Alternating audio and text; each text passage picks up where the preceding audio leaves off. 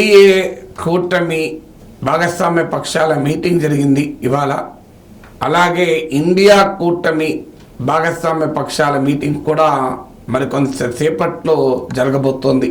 నేను ఈ video record చేసే సమయానికి ఇంకో 6 గంటలకు అని మీడియాలో వస్తోంది సాయంత్రం.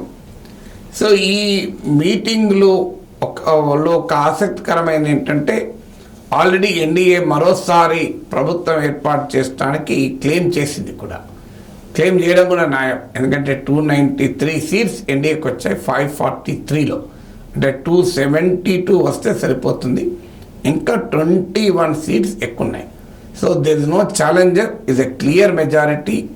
ప్రీ పోల్ కోalitionగా ఎన్డీఏ ఉంది, సింగిల్ లార్జెస్ట్ పార్టీగా బీజేపీ ఉంది. బీజేపీకి 240 సీట్స్ వచ్చాయి. సో మీరు ఏ లెక్కన చూసినా ఎన్డీఏ బీజేపీ ఇలా అధికారంలోకి రావాలి. ఎందుకంటే నెక్స్ట్ టు బీజేపీ కాంగ్రెస్ 99 సీట్స్లో ఉంది, చాలా గ్యాప్ ఉంది. మీకు యూపీఏ 145 సీట్సే కాంగ్రెస్కు ఉండగా యూపీఏ 1 అధికారంలోకి వచ్చింది. యూపీఏ 2 కాంగ్రెస్కు 206 సీట్స్ 206 ఉన్నప్పుడు అధికారంలోకి వచ్చింది. ఇప్పుడు బీజేపీకి 240 ఉండగా ఎన్డీఏ కాకుండా మరో కూటమి అధికారంలోకి రావడం అనేది న్యాయం కూడా కాదు. అందువల్ల ఖచ్చితంగా ప్రజల తీర్పు ఎన్డీఏకు. అయితే ప్రజలు స్ప్లిట్ వర్డిక్ట్ ఇచ్చారు. ప్రధానమంత్రిగా మోడీ కావాలని పిలిపించారు, అదే తీర్పిచ్చారు. అదే సమయంలో బలమైన ప్రతిపక్షం ఉంటూ మోడీని చెక్ పెట్టాలని కూడా తీర్పిచ్చారు. సో ఈ తీర్పులో స్ప్లిట్ వర్డిక్ట్ అంటున్నాను. అందుకే this is a verdict for Modi government with a strong opposition.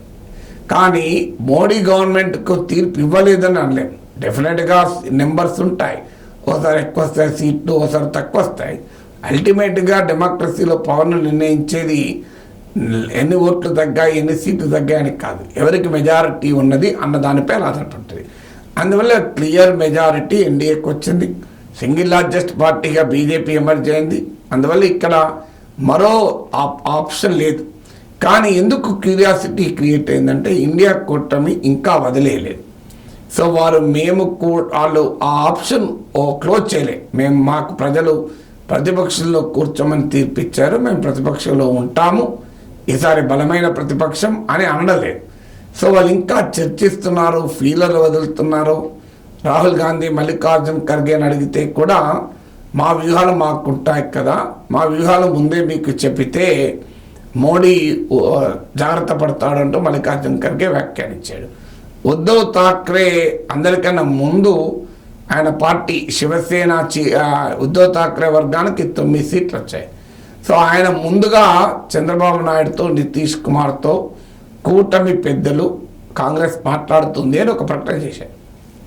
ఈలోగా వార్తలు వస్తున్నాయి, శరద్ పవార్ మాట్లాడాడని, ఒక సీనియర్ లెఫ్ట్ లీడర్ మాట్లాడాడని.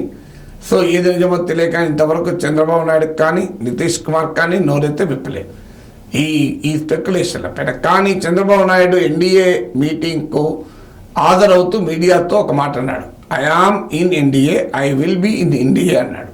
నేను ఎన్డీఏలోనే ఉన్నాను, ఎన్డీఏ మీటింగ్ అటెండ్ అంటాడు, I will be in NDA అనలే.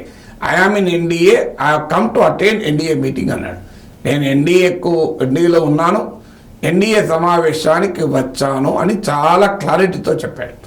ఎందుకంటే ఈ స్పెక్యులేషన్ స్కోప్ లేకుండా నేను ఎన్డీఏతో ఉన్నాను అని చెప్పాడు. దాని మీనింగ్ ఏంటి? ఎన్డీఏతో ఉంటారనే కదా, ఉన్నాను మీటింగ్ అటెండ్ అవుతున్నానంటే. కానీ ఈ స్పెక్యులేషన్ ఎందుకు వచ్చిందంటే, చంద్రబాబు నాయుడు మీడియాతో అడ్రస్ చేయకపోవడం గెలిచాక. సో ఏమైనా ఆప్షన్ ఓపెన్ పెట్టుకున్నాడని నా అంచనా. ఇండియా కూటమిలో వైపు చేరటానికి ఆప్షన్ పెట్టుకొని ఉన్నాడు. ఎన్డీఏలో కన్వీనర్ తీసుకోవటానికా, లేదా ఎన్డీఏలో ఎంతమంది మంత్రులు ఉండాలి, ఆంధ్రప్రదేశ్ చెందిన ఏ డిమాండ్లు పెట్టాలి, ఇలాంటి వాటి కొరకు ఆయన ఆప్షన్ పెట్టుకొని ఉండాలి. ఎందుకంటే ఇప్పటికీ మీడియాలో వస్తున్న, జాతీయ మీడియాలో వస్తున్నవి లోక్సభ స్పీకర్, గతంలో కూడా టీడీపీ నాయకుడే లోక్సభ స్పీకర్ ఉండే జీఎంసీ బాలయ్యకి. సో ఈసారి కూడా లోక్సభ స్పీకర్ పదవి అడుగుతారని, ప్రతి ఒక 3 ఎంపీలకు కానీ ఒక సెంట్రల్ మినిస్టర్ అడుగుతారని. అది చాలా అంత ఈజీ కాదు. ఎందుకంటే 15 ఎంపీలు అంటే 5 టీడీపీకే క్యాబ్ మంత్రులు ఇవ్వాలి, బీజేపీకి ఒక్కరికన్నా ఆ సొంత పార్టీ వాళ్ళకి ఇవ్వాలి, జనసేనకు కూడా అడిగితే మొత్తం 9 మంది ఆంధ్రప్రదేశ్ నుంచి అవుతారు. అది కాకపోయినా మరి పోనీ ప్రతి 3 ఎంపీలకు అడిగితే కనీసం 15 మంది కలిసి 2-3 ఇస్తారని కూడా అంచనా వేయచ్చు. సో అలాగే ఆంధ్రప్రదేశ్కు చెందిన ప్రత్యేక హోదా ఇలాంటి డిమాండ్లు కూడా పెడతారని వార్తలు వస్తున్నాయి.